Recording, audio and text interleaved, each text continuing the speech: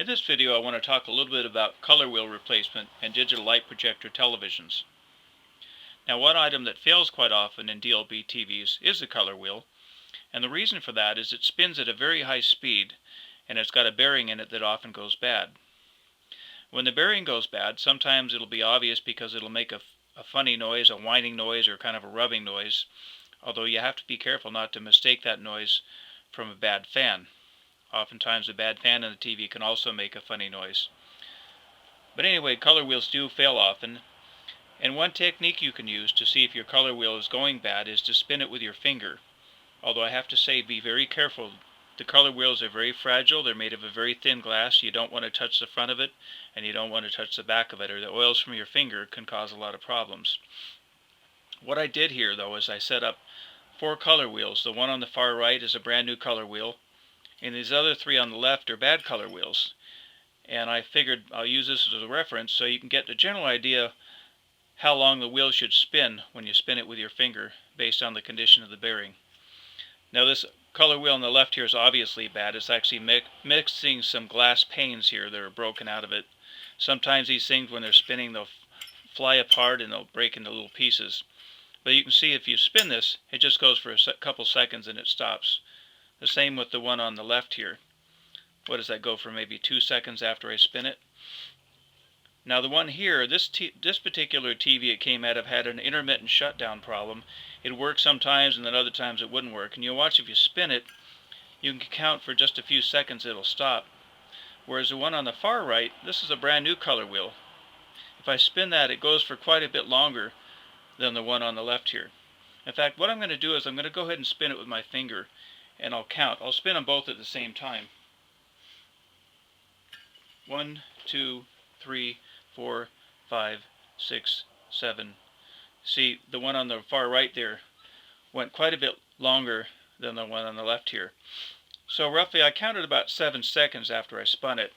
So that will give you a little bit of a reference as to when a color wheel bearing might be going out. Now, there's other problems associated with color wheels. Sometimes you'll get a situation where the lamp light comes on your DLP TV. So you'll assume that you've got a bad lamp. Well, that isn't necessarily the case. The way a lot of these TVs work is that the color wheel fails to turn for some reason. A lot of times it won't allow the lamp to come on. In fact, sometimes you'll get an indicator on the front of the TV that says that your lamp's bad when in fact it's the color wheel. I was just told about a friend of mine. He was out at a customer's home working on the TV, and he was absolutely sure all he had to do was replace the lamp. Well, he put a new lamp in it. That didn't fix it. So he figured, well, it must be the driver for the lamp's gone bad too. So he went ahead and bought himself a new ballast. So he went ahead and he put a color wheel in. Then he went ahead and bought a DM board. At that point he was very frustrated. He didn't know what else was left to replace. Just by chance, while the color wheel's spinning, he happened to put his finger on the edge of the color wheel and slowed it down just a little bit. And for some reason, as soon as he slowed that color wheel down, the lamp came on the TV. And the reason for that is these things are designed to spin at a precise speed. They have to be synchronized to run at exactly a certain speed. And what happened is there was something wrong with the color wheel he bought, and it wasn't sending the right feedback signals back to the main board, and so it wouldn't allow the lamp to come on. So after all the trouble he went to replacing all those components, turned out all it was a color wheel. Another thing you want to be careful of if you ever replace one of these DLP lamps. I remember one of the first jobs I ever did on a DLP lamp, I went out, bought a brand new lamp, took a wrench, tightened the nut on the wire here to hold everything in place, and I busted the neck. Broke it right at the neck. Cost me, I think I paid 110 bucks for that lamp, so I was not a happy camper. So if you ever do replace one of these, by all means, use 2 wrenches. There's a little notch here. You can put one of your wrenches on and grab hold of that nut, turn it with the other wrench. But don't use one wrench by itself, or you might end up like I ended up. And of course, be extremely careful not to touch the glass on one of these lamps, if any of the oils from your finger come off on the glass, it'll darken and it'll rob the performance of the lamp. A lot of times people wonder, how do I know my lamp is bad? Well, sometimes you can't always tell. I mean, sometimes you'll have like a melted at the base of the bulb that's inside the glass housing here. It'll be obvious. It'll be melted. Sometimes they turn to the side or they blow up. Whatever the case, sometimes it's obvious. And if you have any doubts, you can take a lamp temporarily from a known good lamp, wire it up so it'll actually run off of the ballast in the DLP TV, even though it's designed for a specific fitting. If you can make some sort of an adapter so you can wire it up, if it just comes on for a few seconds, at least it'll tell you that the ballast is good. Because a lot of times if a lamp doesn't come on and you're looking at it, you're wondering if it's good, it'll be nice to be able to confirm that at least the ballast is working. And by the way, for those that don't know, the ballast is the driver that fires up the lamp in the DLP set. Now let's say you just got done putting a new DLP lamp in a set and it still doesn't work. There's some other things you might want to look for as well. Sometimes you'll have an interlock switch. When you put the cover back on the lamp, there's a little switch in there that if it isn't depressed correctly, your lamp isn't going to come on. And also sometimes you'll find a little thermal fuse that gets triggered by heat.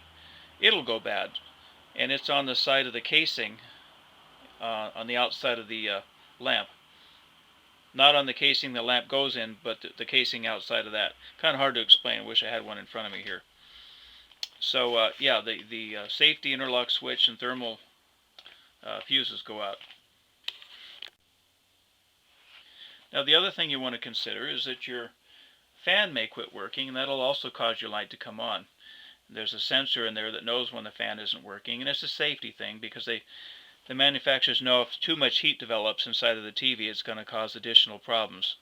So double check your fans, make sure they're turning properly if you're having any problems. Might be something as simple as a fan. And of course, when you put the cover back on the TV, don't forget to take note of that safety switch that gets depressed when you put the cover back on. That can also cause the TV not to come on. Now, I remember a couple of other color wheel jobs I did. There was one other thing I ran into. There was a little jumper like you'll find on the back of a hard drive that I had to pull out in the case of one repair, and there was another one where there was an alignment procedure, and I'm not going to go into that here. If you've got an alignment procedure you need to do, you're going to have to go online and look for that. Every manufacturer may have a different technique for that, but just keep in mind if you put in a brand new color wheel and you find that there's still a problem, you may have to do an alignment of some sort.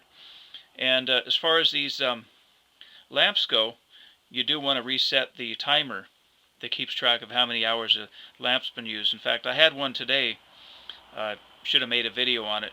Very frustrating job. I had a projector set somebody brought in here. I spent the longest time trying to figure out why it wouldn't come on.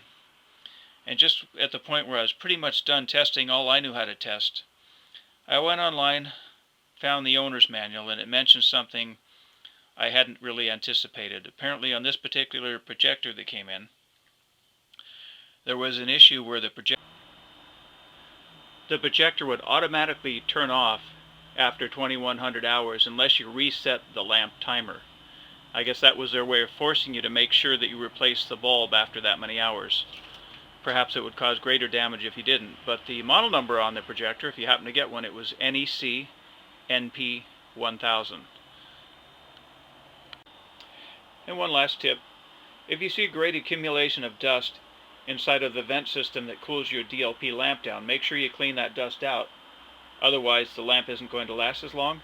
And also keep in mind that sometimes those safety interlock switches do go bad. So that concludes my tips on DLP TVs. I hope you find that helpful.